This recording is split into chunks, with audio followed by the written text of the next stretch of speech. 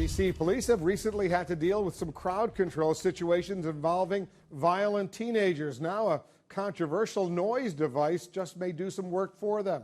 Let's find out more from our own Brian Todd. Brian.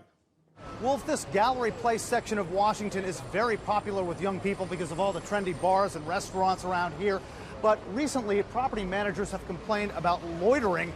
There was recently a street brawl that took place. We're told it started down here in this metro station and spilled over onto the street. It was a real mess. Since that time, property managers have placed this device up on the wall right next to the metro station. This is called a Mosquito. It emits a high-pitched sound designed to keep loiterers away. But the question is, does it unfairly target young people? It can cause a high-pitched headache, and that's by design. Just outside the Gallery Place subway stop in Washington, the Mosquito beeps often. But is it indiscriminate? This anti-loitering device was placed here after a big street brawl. But the property managers and the Mosquito's distributor both tell CNN the noisemaker doesn't target young people. Still, the distributor says teenagers happen to do the most loitering. And he says the sound is most effective for the stage of life when humans can hear the highest pitches.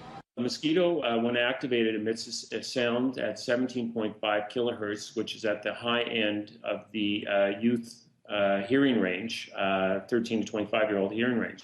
When a youth hears the sound, they find it extremely annoying and will leave the area in a few minutes. At Gallery Place, we saw some young people getting irritated.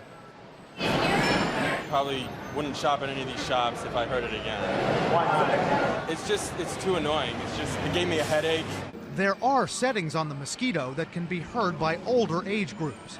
I played the sound off a computer in our newsroom near several people in their 20s, 30s, and older.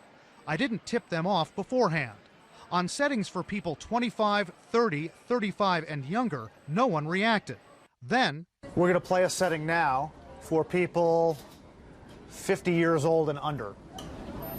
Oh, I heard that. I can hear that too. Still, some believe this device does target teenagers unfairly. Among the community leaders who have concerns about this device, Judith Sandelow of the Children's Law Center here in the Gallery Place area. Judith, if there are problems with violence and loiterers driving away customers from businesses that count on that business in this area, wouldn't any little thing like this help? I'm sympathetic to businesses needing to be able to engage the most customers in the best possible way. I'm sympathetic to that. This isn't the best solution.